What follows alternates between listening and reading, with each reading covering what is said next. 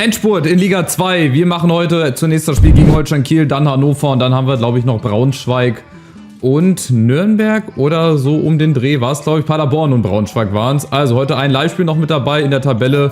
Ganz, ganz eng. Alles oben Hannover, Schalke, Hertha. Also wir könnten in diesem Part schon aufsteigen. Wir könnten da schon feststehen.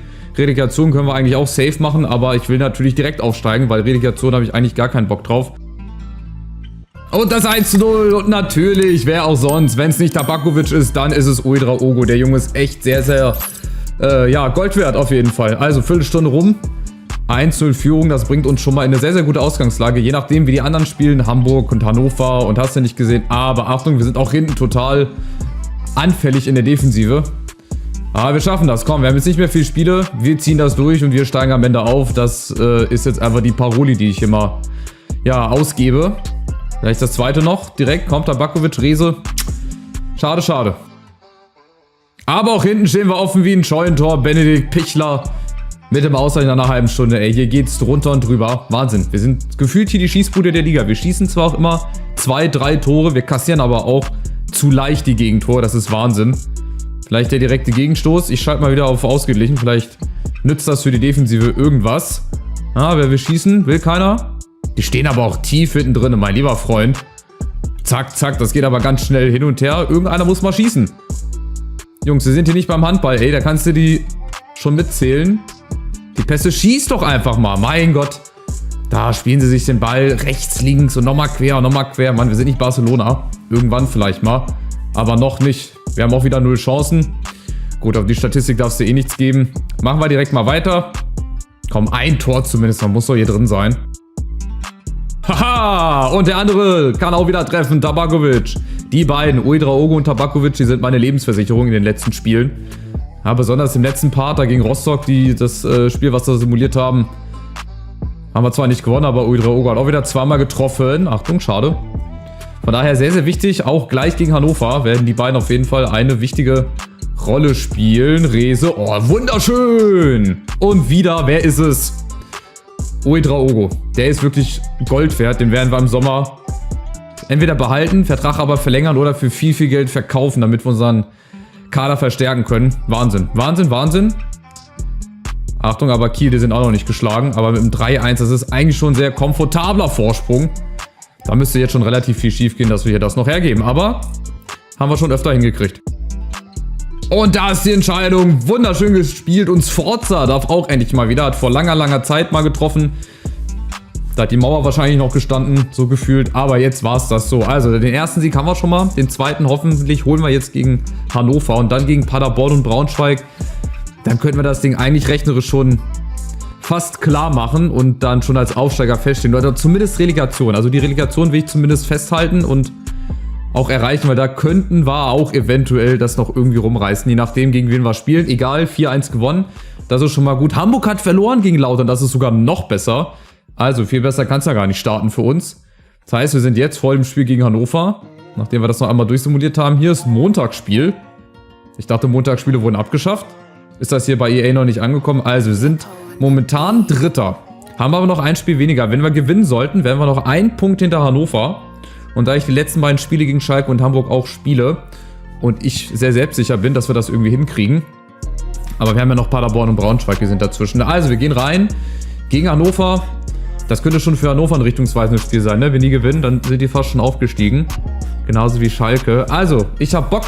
Ihr hoffentlich auch. Wir gehen rein. Dann geht's los hier. Time to shine. Auf geht's. Ouedraogo, Tabakovic. Ey, jetzt müsst ihr nochmal eine richtig, richtig geile Partie hier abliefern. Und dann natürlich auch gegen Schalke und gegen Hamburg. Also Paderborn und Braunschweig, das sind nochmal so 2 Spiele. Da kann es sowohl in die eine als auch in die andere Richtung gehen. Da weiß ich nicht, wie das läuft. Wenn es gegen die beiden so läuft wie gegen Kiel, wunderbar, super. Dann können wir jetzt schon den Aufstieg planen. Aber so weißt du natürlich nicht. Auch Hannover, ne? Die sind nicht umsonst oben. Das war auch ein wildes Spiel in der Hinrunde. Da haben wir, glaube ich, am Anfang, erstes Spiel, glaube ich, 4:3 oder so. Oder auch ganz wild gewonnen. Aber aufgepasst, Hannover kommt zum ersten Mal. Verteidigung steht. Natürlich auch wieder abgefälscht. Ist wie bei der Eintracht.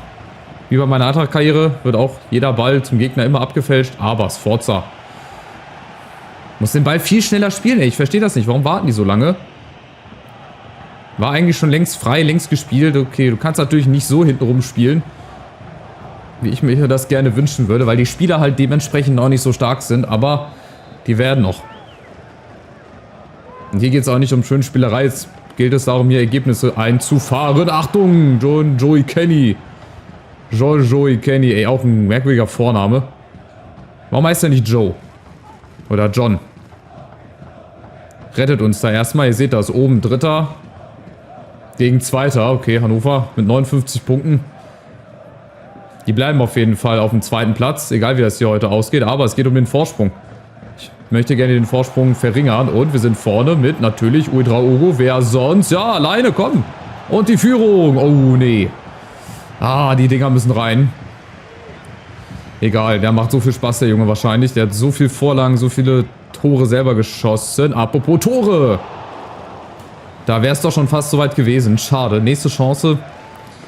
Die Dinger müssen einfach sitzen, ey. Schade. Ja, Hannover auch gut mit dabei, ey. Haben auch aber viel zu viel Platz. Oh Gott.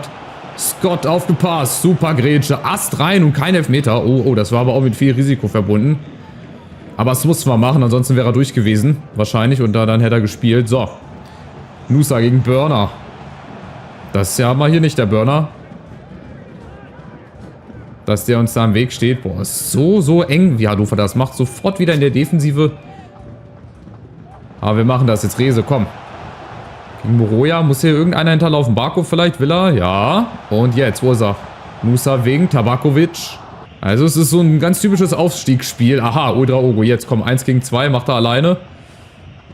Ja, erstmal Tabakovic kommt mit. Oh, dann drücken wir zu langsam nach. Und dann ist Rese da. Und der Ball ist weg. Zu verkopft alles. Schade. Tja, es findet bislang zwischen den Strafräumen statt. Bislang. Achtung, ich will es nicht beschwören. Oh, guter und wichtiger Zweikampf. Aber trotzdem, wir sind besser. Und wir haben vor allem die Spieler, die besser sind und schneller. Nusa vor allem, jawohl, er ist ganz alleine. Egal, machen wir aus dem Spitzenwinkel. Aber zu unplatziert. Also Chance auf unserer Seite, aber wir müssen sie machen. Wir müssen die Dinger einfach nutzen. Dann weiß Hannover gar nicht, wo vorne und hinten hier ist. Nielsen, da ist Scott. Achtung, Scott mit dem Schuss. Ja, gute Parade von Gomez. Den kann er aber auch anders halten. Den kann er auch festhalten zur Not. So ist es nicht. Der war jetzt nicht unbedingt unhaltbar. Achtung, Gomez kommt. Jawohl, so ist es richtig. Und jetzt mal schnell nach vorne. Ja, guten Abwurf hat er. Aber wieder alleine. Guck mal, weil wir halt einfach zu langsam nachrücken. Und dann die Flanke. Oh, die kommt sogar an. Ja, Rese. Allein gegen alle. Und dann müssen wir jetzt hier drauf jagen. Auf Moroja. Nachsetzen. Aber wir schaffen es nicht. Doch, jetzt. Barko, Rese. Oh, auch unnötiger Fehler. Also es ist nicht Kreisklassenniveau, will ich nicht sagen. Aber wie gesagt, sehr viel Zweikampf. Hier wird Fußball gearbeitet. Hier ist nichts mit schönen Spielerei. Ist halt zweite Liga. Ne? Hier geht es um viel. Hier geht es um den Aufstieg. Hier wollen beide hoch. Möglichst ohne Relegation. Also ich zumindest. Boucher für Ouedraogo. Ne, ich lasse nochmal Ouedraogo. Dem traue ich noch ein bisschen was zu. In dem Spiel. Flanke kommt. Barko. Achtung, verlängert. Oh, nicht gut geklärt. Oh, weia. Den habe ich drin gesehen. Schuss aus der Drehung. So Schüsse gehen eigentlich auch selten rein. Und sowas geht auch sehr, sehr selten. Aber wahrscheinlich dann ausgerechnet gegen uns. Bouchalakis außen. Das ist Wahnsinn. Die sind überall. Stehen sie uns direkt auf den Füßen. Du hast nicht mal ein bisschen Zeit und ein bisschen Platz. Oh, das war auch abzusehen, dass das passiert. Jetzt müssen wir nur hinterherkommen. Machen wir. Aber so gewisse Situationen, die stehen einfach schon einen Tag vorher in der Zeitung drin. Da ist jetzt die Chance, aber wir stehen auch defensiv richtig gut. Wir machen das super. Wir haben auch einen guten Keeper bislang hinten drin. Nochmal Niederlechner rein. Bisschen mehr Schwung. Vielleicht macht der es jetzt mit seiner Erstliga-Erfahrung. Achtung, Gomez kommt da ran. Nein! Krasser Torwartfehler. Und das könnte schon das Tor Richtung Aufstieg sein für Hannover, so gefühlt. Jetzt haben sie nämlich 7 Punkte Vorsprung. Tja, und Stand jetzt bleibt für uns nur der Relegationsplatz, wenn wir das irgendwie gegen Schalke und Hamburg dann noch hinkriegen. Und erstmal Paderborn und Braunschweig. Oh, da haben wir gepennt hier. Moroja und dann kommt Gomez raus und das konntest du schon erahnen, dass das ein Torwartfehler wird. Schade, da ist er eigentlich. Ja, eigentlich muss er den haben, ne? Wenn er rauskommt. Heizenberg natürlich. Auch nach 30 Spielen haben wir immer noch wieder einen Spieler, der zum ersten Mal trifft. Und natürlich wie immer gegen uns. Heizenberg ist eigentlich wenig überraschend. Ich tue immer so, als wäre ich so überrascht. Aber eigentlich überrascht mich das gar nicht mehr, dass dann so Spieler gegen uns immer ihr erstes Saisontor machen. Also Hannover hat uns voll im Griff, voll im Sack. Sehr schade bislang eigentlich, aber wir haben noch 10 Minuten Zeit. In 10 Minuten haben wir schon öfter mal Sachen gedreht, aber ich glaube heute nicht. Oh, ich kriege den Spieler auch nicht gewechselt. Und dann schlägt es 2:0. Hannover. Was da auch schon wieder los war, keine Ahnung, der Ball wie eine Kerze quasi in der Luft drinne. Oder in der Luft. Und wieder Moroja. Na gut, der hat eine Vorlage gemacht und jetzt ein Tor. Da sind schon wieder Abläufe, du hast schon wieder gemerkt, irgendwas ist hier falsch. Ja, irgendwas ist hier falsch und ich verstehe auch gar nicht warum. Wir hatten eine gute Phase, dann haben wir auf einmal locker gelassen, Hannover. Und natürlich sei Moroja oder sei auch nicht Moroja. Auch er sein erstes Tor. Da kriege ich immer ein zu viel, ey. Aber ich müsste mal wetten. Ich müsste demnächst wirklich mal wetten. Einfach mal schauen, welches Saisontor schießen die jeweiligen Spieler. Und ausgerechnet noch 2 Verteidiger, ey. Gut. Ich glaube, das wird nichts. Ich glaube, das wird auch nicht mal ein Remis. Das werden wir verlieren. Jetzt müssen wir gegen Paderborn und Braunschweig noch hoffen, dass wir in der Simulation das wenigstens hinkriegen. Also Platz 3 zu verteidigen. Dann haben wir noch 2 Aufstiegsspiele. Je nachdem, wer in der Bundesliga dann 16. wird. Aber für heute, das war leider nichts. Also wir haben jetzt gegen Holstein Kiel gewonnen. Hannover leider verloren. Ich glaube, wir werden nicht mal ein Tor hier schießen, so wie ich das hier einschätze. Nee, also es war besonders in Halbzeit 2 sehr, sehr schlecht. Auch wenn wir jetzt noch eins machen. Mal gucken, Sforza. Jedes Tor ist wichtig für die Tordifferenz. Aber nee, die stehen zu sicher hinten. 0 Chance, keine Chance. Niederlage gegen Hannover. Und jetzt müssen Paderborn und Braunschweig herhalten. Und das geht leider absolut in Ordnung. Jetzt noch ein Heimspiel gegen Paderborn und gegen Braunschweig. Oh, war ja 3 Punkte. Aber wir haben das bessere Torverhältnis, weit das bessere Torverhältnis gegenüber den Hamburgern. 74 Tore geschossen, aber ihr seht, wir haben auch 52 kassiert. Sag ich ja, also in meinen Karrieren viel Spektakel. Ich schieße immer die meisten Tore gefühlt. Bekomme aber auch gefühlt immer die meisten. So, wie sieht's aus? Also 62, 61. Ich glaube, Schalke, Hannover, die sind aufgestiegen. Machen wir uns da nichts vor. Die sind weg. Für uns geht es jetzt eigentlich nur noch um den Relegationsplatz gegen Paderborn. Jetzt müssen wir nachlegen. Auch die wieder mit einer Dreierkette. Ach, und Max Kruse. Habe ich auch böse Erinnerungen an die Hinrunde. Da hat er, glaube ich, 2, 3 Tore gegen uns gemacht. Warum auch immer. Keine Ahnung, was da wieder los war bei uns. Weiß ich nicht. Und die Führung für Paderborn durch Leipertz. Oh weia. Das ist natürlich eine Situation, die darf so eigentlich nicht passieren. Aber Paderborn, die sind auch 7. oder 8. Hier kann wirklich jeder jeden schlagen. Ich werfe hier mit Floskeln um mich. Das ist auch der helle Wahnsinn. Aber was hilft es jetzt? Jetzt geht es nicht mehr darum, wie gesagt, schön zu spielen. Jetzt müssen wir nur noch Ergebnisse einfahren und das hilft uns natürlich nicht. Ich habe das schon so geahnt, dass das gegen Paderborn auch nochmal schwer werden wird. Braunschweig, das sage ich jetzt einfach mal so, das ist wie gegen Osnabrück. Das müssten wir eigentlich klar und deutlich gewinnen, aber da haben wir auch nur unentschieden gespielt. Tja, und jetzt Paderborn. Wieder so ein Stolperstein. Jetzt fängt das Zittern so ein bisschen an. Die Leute, die haben alle Schiss aufzusteigen, habe ich das Gefühl, oder Relegation zu spielen. Die kriegen es auch mit den Nerven zu tun, irgendwann. Tja, schade, pfeift er ab, 4 Schüsse, 1 aufs Tor. Dadurch führen halt die Paderborner, aber wir haben ja noch eine Halbzeit Zeit. Wenn nicht jetzt, wann dann? Und direkt das zweite durch Tukbenjo. Ja, immerhin nicht Kruse, aber der kann auch noch treffen. Das wird, glaube ich, die zweite Niederlage. Und da stehen wir jetzt vor einem, ja, ganz schönen Problem, vor einer richtigen Herausforderung. Also es wird auf Platz 3 hinauslaufen. Ja, Hannover und Schalke, die sind weg. Wir müssen Platz 3 irgendwie verteidigt bekommen. Auch gegenüber Schalke und gegenüber Hamburg. Damit wir zumindest noch 2 Relegationsspiele haben, um dann so in die Bundesliga aufzusteigen. Aber ich glaube, über den normalen Weg wird das diese Saison nichts. Dafür haben wir auch leider den Anfang zu sehr verschissen. Zu viele Spiele unnötig verloren, unentschieden gespielt gegen schwächere Teams. Wiesbaden, Elversberg, Osnabrück. Das müssten normalerweise alle Siege sein. Aber mal gucken, wir sind ja noch nicht am Ende. Rehse mit dem Anschluss. Der möchte es nochmal wissen. Ich habe das auch auf sehr offensiv, glaube ich. Ne? Ach nee, ausgeglichen. Oh ja, ich dachte auf sehr offensiv, aber habe ich mich verklickt. Aber irgendwann mal ins Risiko gehen. Komm, dann gehen wir jetzt ins Risiko. Alles oder nichts. Ja, entweder drehen wir das jetzt hier noch in 3:2 um oder wir gehen hier sang- und klanglos mit 4-1, 5-1 noch unter durch Last-Minute-Hattrick von Max Kruse. Hier ist wirklich alles möglich. Ja, pass auf, da kommt er. Ja. Gerade angesprochen. Ey, ich rede es immer herbei. Mua. Max Kruse, du bist es. Du bist es einfach, ey. Gut, natürlich auch der offensiven Aufstellung jetzt geschuldet, aber das ist einfach so typisch. Ja, Paderborn liegt uns nicht diese Saison. Schade. Da haben wir schon in der Hinrunde nicht gut ausgesehen. Hängt natürlich auch mit der Fitness jetzt so ein bisschen zusammen, aber es sind die anderen auch. Also da keine Ausrede. Nächste Niederlage, 3-1 gegen Paderborn und die Hamburger, die kommen ran. Wir haben jetzt noch ein Spiel, wenn sie verloren haben. Ansonsten, wenn sie gewonnen haben, sind wir punktgleich und das, tja, wird dann richtig haarig. Okay, die spielen noch. Mal gucken, wie sie gespielt haben. Braunschweig jetzt das letzte Spiel. Und sie haben nicht gewonnen. Also wir haben Glück. Wir profitieren sogar davon, dass die Hamburger verloren haben. Denen gehen auch so ein bisschen die Puste aus. Schalke, Gott sei Dank, hat uns da geholfen. Und am letzten Spieltag, ne, da haben sie gegen Fürth gewonnen. Also sagen wir rechnerisch, 9 Punkte. Ja, also gut. Schalke ist aufgestiegen. Hannover ist auch rechnerisch zumindest Platz 3 sicher. Aber die werden auch direkt aufsteigen. Tja, jetzt nochmal ein Sieg gegen Braunschweig. Und dann hätten wir eigentlich auch den Relegationsplatz schon sicher.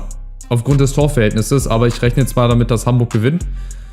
Und ich hoffe, dass wir jetzt auch nochmal kommen. Ein Sieg zum Abschluss. Die spielen im Fünferkette 5-3-2. Also die Formation auch heute Dreierkette, Fünferkette.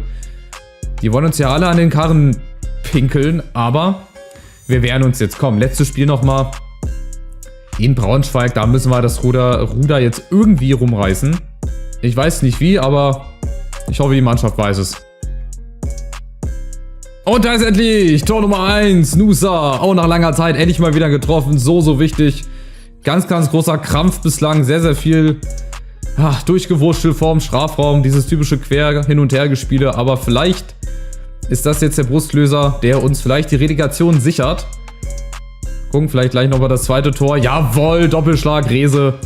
Genau das hätte ich mir auch gegen Paderborn gewünscht und gegen Holstein Kiel. Es ist so wie es ist, aber ich glaube mit dem Sieg, egal ob Hamburg gewinnt oder nicht.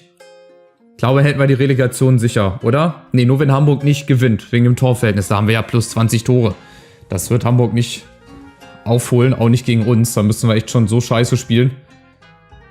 Aber bei uns weiß man nie. Und da ist nämlich der Anschlusstreffer durch Krüger. 73. Jetzt wird es nochmal spannend. Wir machen es unnötig spannend, wie immer. Bei uns ist auch kein Ergebnis sicher. 2-0 ist das gefährlichste Ergebnis hier in dem Spiel. Aber wir kriegen es auch so echt immer wieder hin, den Gegner stark zu machen. Ich wundere mich da schon gar nicht mehr. Ich frage mich trotzdem immer wieder, sein kann, dass wir hier unnötig irgendwie den Gegner wieder zurück ins Spiel bringen. 10 Minuten noch. Ich hoffe, dass wir das jetzt irgendwie hinkriegen. Ey, 2-1, egal wie. Aber ich vermute, wir werden noch ein paar Chancen gegen uns hier bekommen, obwohl es sind noch 5 Minuten. Das müssen sie jetzt irgendwie hinkriegen. Ball ist vorne. Bleibt in Ballbesitz, super gespielt, komm. Nochmal ein Abschluss, irgendwer, Tabakovic, nee, aber ich glaube, das reicht. Also, 2-1 Sieg gegen Braunschweig. Jetzt hoffe ich, dass Hamburg nicht gewonnen hat, dann sind wir nämlich schon sicher in der Relegation drin. Es sei denn, Hamburg holt an den letzten Spieltagen nochmal so viel auf. Wir spulen mal vor gegen Schalke. So, Leihe von Gomez, ja, geht natürlich demnächst zu Ende. Andere wollen weg. Das beginnt jetzt auch wieder. So, danke für die Mitteilung. Wir regeln das schon. Die ganzen Nachrichten hier, die gehen mir auch auf den Sack. Oben ist zwar immer noch Daumen runter, die Trainerbewertung, aber wir sind ja kurz vor unserem Ziel und Hamburg hat gewonnen. Also, heißt, wenn wir jetzt gegen Schalke wahrscheinlich gewinnen, dann haben wir die Relegation. Oder wir machen es gegen Hamburg.